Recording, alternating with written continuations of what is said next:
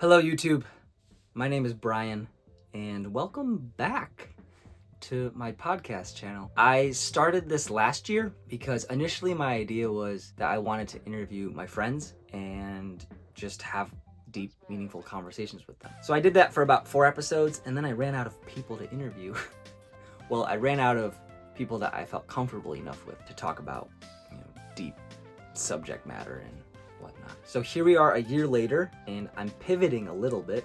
I'm going to try a solo podcast for a few episodes. Lately, I've been feeling a need for a new creative outlet, so here we are. Today's video is titled 6 Lessons I Learned from Failing as a Singer-Songwriter. Lesson number 1. Don't put all your eggs in one basket. This is seemingly contrarian to what a lot of artists who have made it did. A few examples. Ed Sheeran has said in interviews that he never had a plan B. His only plan was to do music and to make it in music. Another artist who I've looked up to, Passenger, when his band dissolved, he went solo, he went busking, he played bar gigs, and that was essentially his thing. But for me, making music my whole identity really caused me to suffer more than flourish. I would compare myself unhealthily to artists that I looked up to. For example, oh, I don't sing as well as Jason Mraz. Why even try? I don't play guitar as well as John Mayer. Why should I even try? I don't gig 3 times a day. What's the point? The truth is that making it in music, or in any field really, involves a lot of factors. There's obviously talent, there's work ethic, there's your time in history, your connections, there's luck. There are artists who work their butts off every day who have a lot of talent who will never quote unquote make it. And there are some artists who they've never played a gig in their life, or they've written like one song and then that song happens to just blow up, or they know somebody who can sort of give them an insight into the industry. The point is that there's so much out of our control. Although over the last decade or so I've worked hard, at some point it just started to feel like work. Playing the same original songs and covers for hours and nobody really caring was a bummer. Recording and releasing music to essentially no audience was a bummer. Eventually it wore me down. But over the last year or so, I've kind of let the idea of me making it as a musician go, and that's been very freeing for me in a lot of ways. When I decided to prioritize music less, it created more mental space for me to look into other things and other spaces. I've joined a run club this year, which is something that I never would have thought to do. I've tried stand-up comedy. I started taking my fitness and diet more seriously again. So there were a lot of actually positive consequences that came out of me prioritizing music less. The second lesson that I learned is that it's really important to identify why you want to make it. For most of my young adulthood, I've felt this lack of belonging. I struggled with feeling like I fit in anywhere. I've always sort of felt like an outsider, and I feel like my pursuit of music was a way for me to try to reconcile that. I had this idea that, oh, if I were to become a really successful musician, maybe that would make up for the void that I felt. Of course, I realized that this mindset was not really sustainable for me. Although I've found a lot of meaning in writing, recording, playing, producing, collaborating, there's a lot that goes into making music a career, especially on the business side of things, which I did not embrace for a long time. That's a whole nother element to making it in music. There's not only the creative aspect, but there's also the marketing, the branding, and that stuff I've always been kind of cynical about. I've always been a little bit dismissive of, but you kind of have to treat music like a business, and if you don't want to do it yourself, you could, I guess, ask other people to do it for you. But anyways, getting back to my point of identifying why you want to make it, it's also very important to define what success means for you, which I never really clearly did.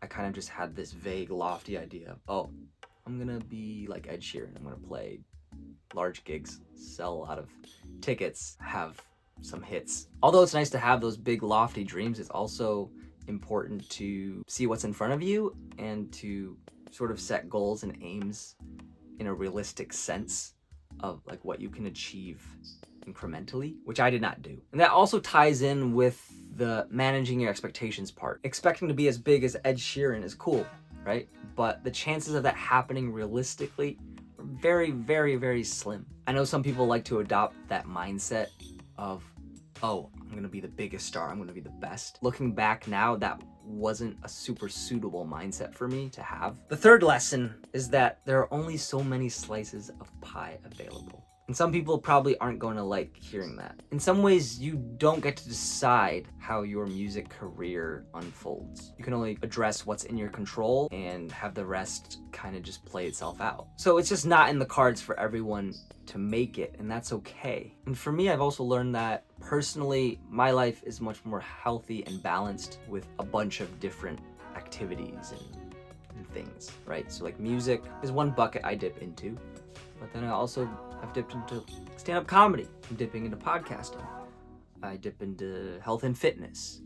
I dip into basketball. I dip into my social circle and running. All of these things sort of keep me anchored, because if one thing like music, the bucket completely drains and it falls apart, well, I have all these other buckets to kind of keep me afloat, right? Whereas in the past, music was just the big bucket and then there wasn't really much else, and it wasn't going well for a long time, or it wasn't just going well, period.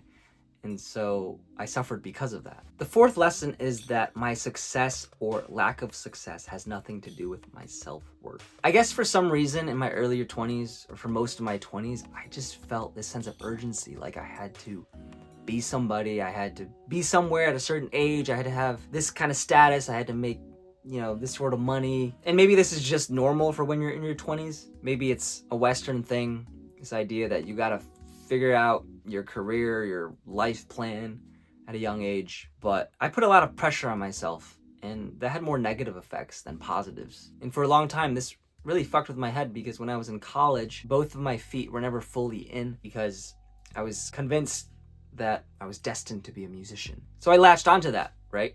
That was my work, my job, my identity. But the problem is it became attached to my self-worth. So how I was doing success-wise externally with music started to affect me negatively. Like, oh, I wasn't getting any streams on Spotify. Man, I feel like shit. People were talking during my open mic performances. Oh, I feel like crap. Nobody talked to me after my gig. I'm crap. That kind of goes into my next point of what's the rush? Like I said, for most of my 20s, I felt this pressure, this major sense of urgency to get somewhere, to be somewhere. And this was partially because I stacked myself up against a lot of the singer-songwriters that I listened to, who mostly happened to be in their 20s. So my thought process was, oh my God, I'm the same age as them. They're super successful. I'm not.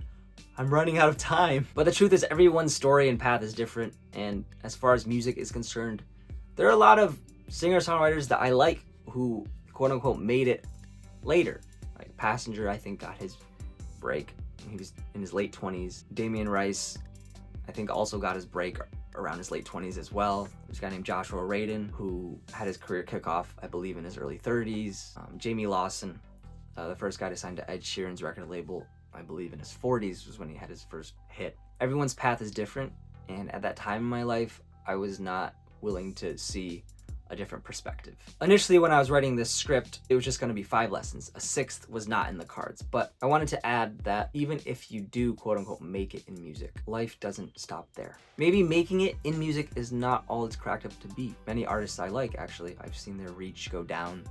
I've seen artists that I like have to cancel tours because they couldn't sell enough tickets. I've seen artists post on social media about how they might not be able to make a living out of music anymore. There are also artists I like who, musically speaking, keep kind of making the same stuff, which is fine. Like when you're an artist, you kind of have that free will to decide what direction you want to take your music in, and there's nothing wrong with sticking to a familiar sonic palette, and there's nothing wrong with experimenting and going avant-garde or going completely left field. But that, in some ways, I think is a way of plateauing as well, kind of sticking to what's comfortable. Of course, you also have your Taylor Swifts and your Ed Sheerans, who it seems like all their releases are always massive.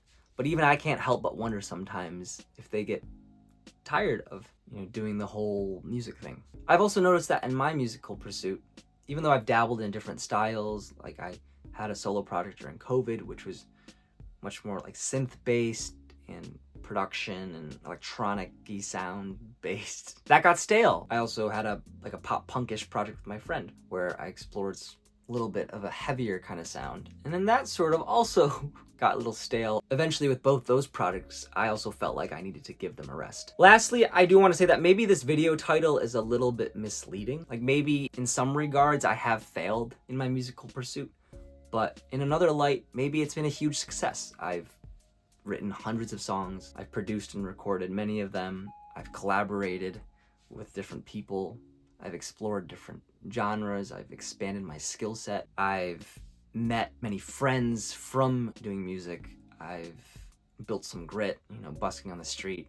I've gained a different kind of insight that I wouldn't have learned if I hadn't gone through it. If anything, I think it's important to just appreciate those experiences, good and bad. And when I was in the thick of my 20s going through all this, it was hard for me to exercise gratitude. But I feel like with some time and distance away from that whole experience, I can appreciate it more because it doesn't really define me, but for a long time it did. So yeah, I feel like I've said what I needed to say, and now I have to do a bunch of editing. But if you've watched this video, thanks, and let me know your thoughts, and I'll see you guys maybe next week.